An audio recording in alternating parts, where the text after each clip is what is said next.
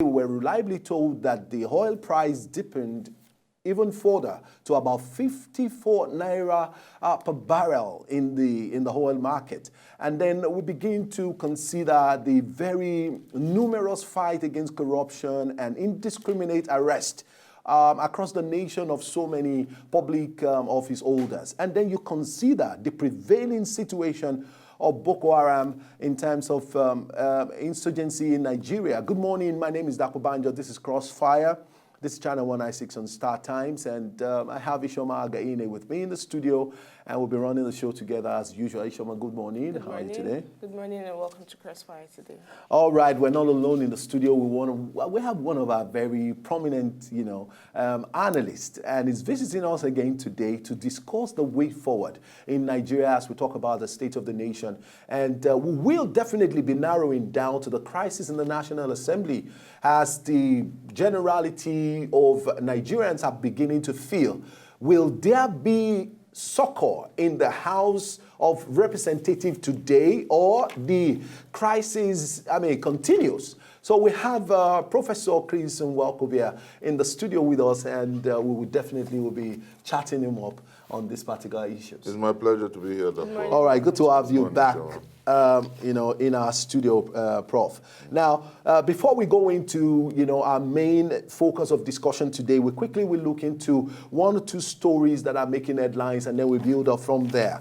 President Muhammadu Buhari will travel to Cameroon tomorrow to consult with his counterpart, Paul Biya, on the escalating Boko Haram insurgency. Presidential spokesperson Femi Adesina said President Buhari was supposed to have gone on the visit in June, but for the invitation to Germany by the G7. Since his inauguration on May 29th, Buhari has visited Chad and Niger, two neighboring countries jointly fighting Boko Haram along with Nigeria. Now, the situation that we have is that we have on everyday basis a build-up.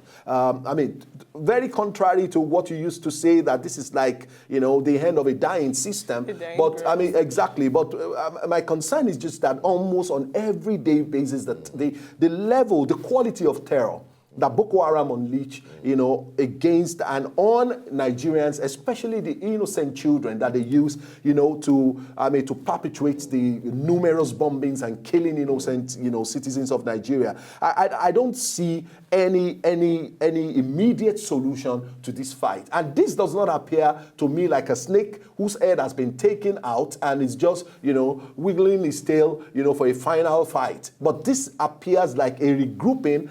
It appears to be like a re-strategy, a regrouping and re-strategy, coming up from the camp of the Boko Haram, and it seems to be having a feel of the day. Like you said, Dr. Yes. It appears to you. To me, it appears differently. To me, I still think, and I would say that. How many Nigerians do we still expect to die? I still think that it is the dead groans of a dying system. Because historicity tells me that. What I see today is entirely a Boko Haram that has changed strategy, because the fight against insurgency has changed in terms of approach. And so I do sincerely think that with what is happening, it's lampoonable that about 1,000 deaths have been recorded since Mr. President took over power.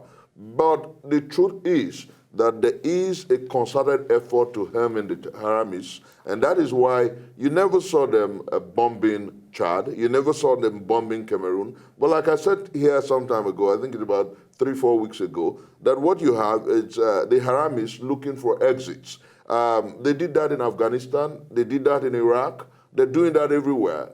When they are hemmed in, they try to bust loose and get out of that space.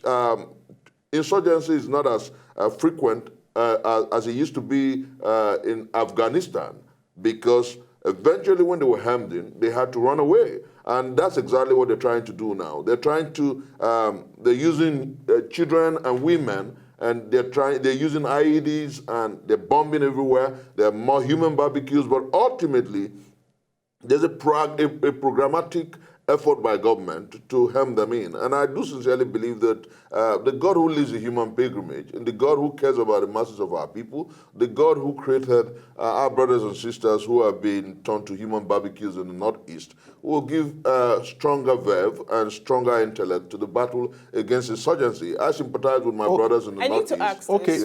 I need to ask this, Prof, because like you're saying now that the government, they're doing everything they can to tackle the issue. Now I'm talking about weapon-wise and all of that. But how about the idea, the strategy, the doctrines which these Haramists use in recruiting their members?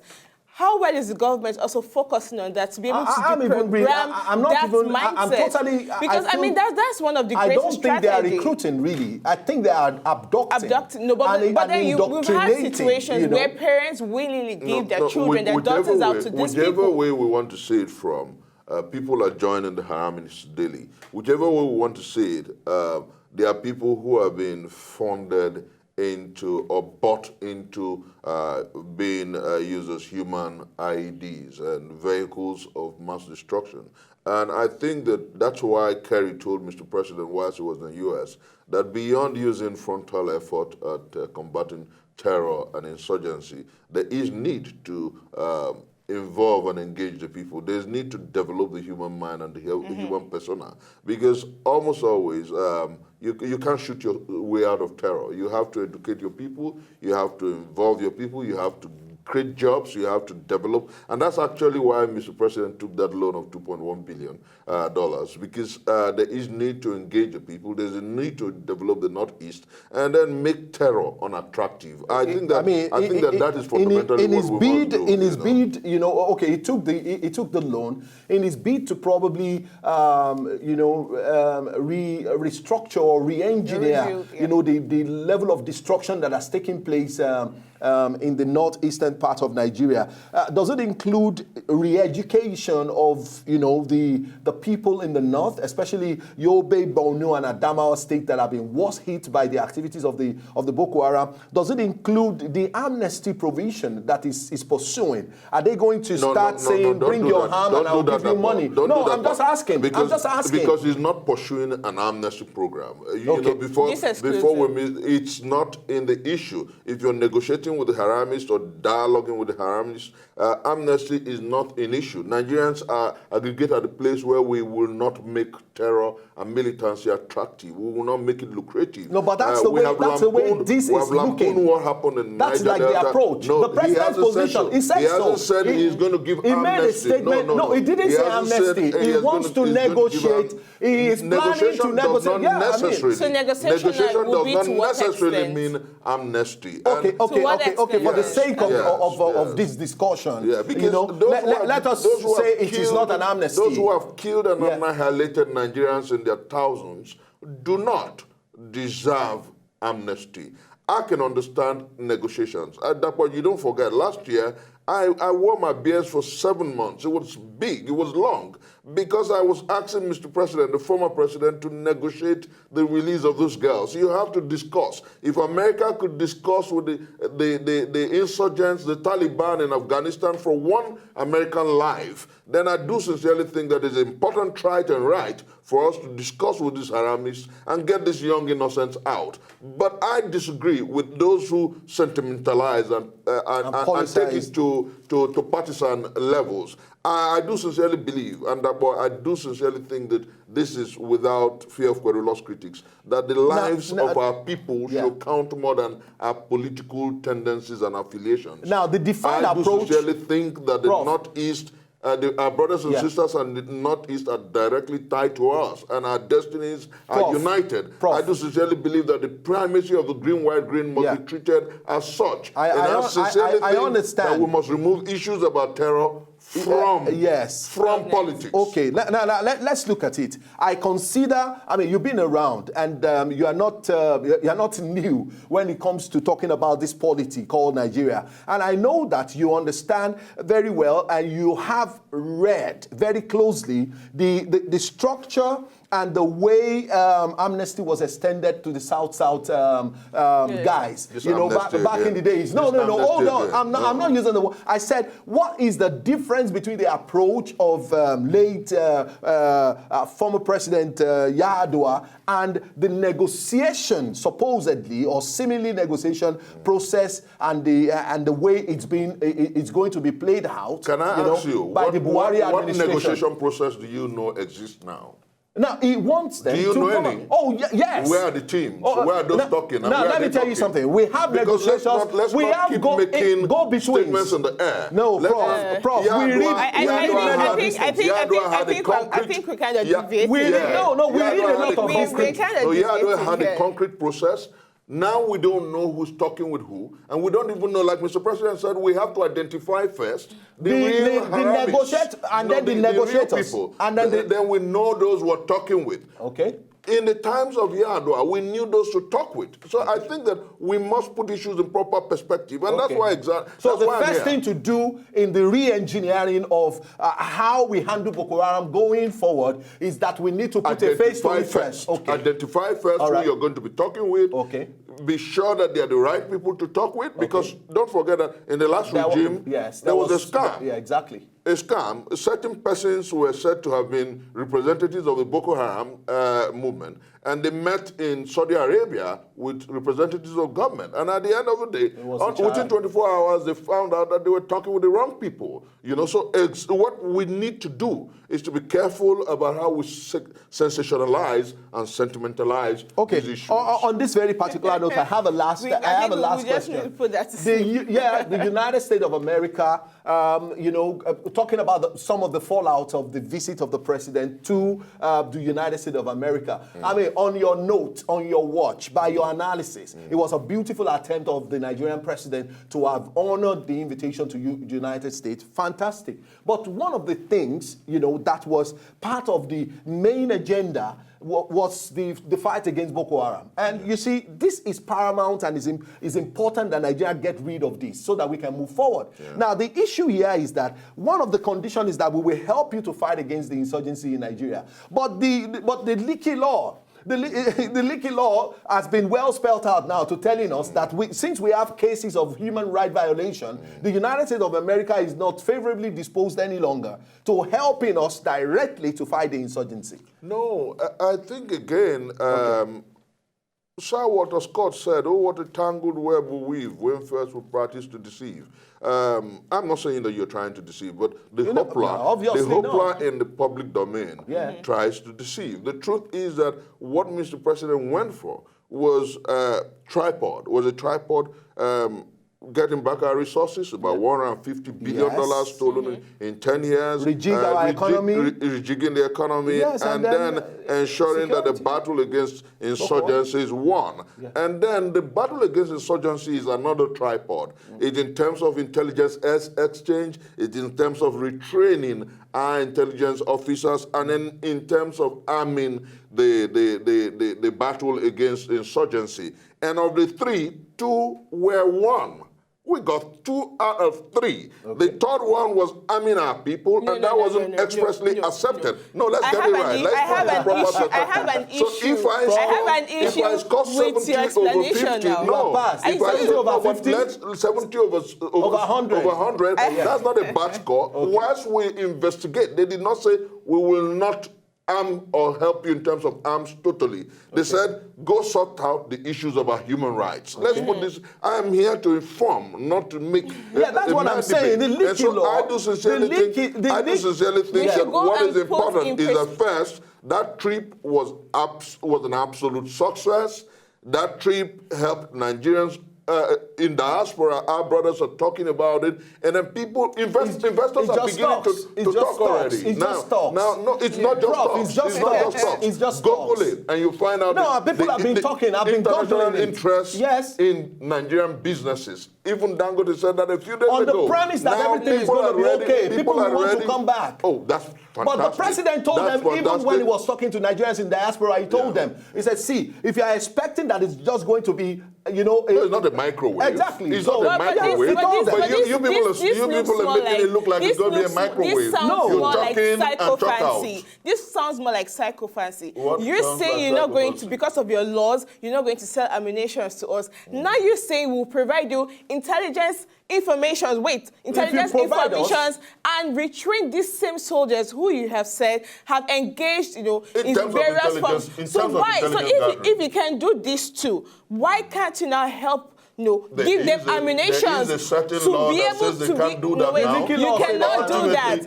No, this is psychophancy. Now they came out and they said they believe so much in the integrity of Mr. President. Whatever it is they're accusing Nigeria of happened before. All of that happened before Mr. President became president. The issue of Boko Haram is an international, has taken the form of international terrorism because you now have, I wouldn't want to call them Boko Haram anymore. I would like to call them ISIS West Africa. That's what they are. So why can't America find an exchange, like an exit clause to be able to say, okay, Nigeria, I understand this situation. We are going to train you. We'll give you intelligence information, but to be able to help you achieve good success, then let's give you the necessary weapons you need. I am not a spokesperson. That's how you should be, honestly. I'm not a spokesperson of the United States of America, but I do sincerely think that things are done rightly, and things must be done rightly. And I do sincerely think that Mr. President did say that he will look into the issues of human rights abuses. Okay. When we talk about... We know that, but that will take a while. But that will take a while, but people are still dying there, but that will take a while. So how should we wait for that to happen? That will look for exit clauses. No, that's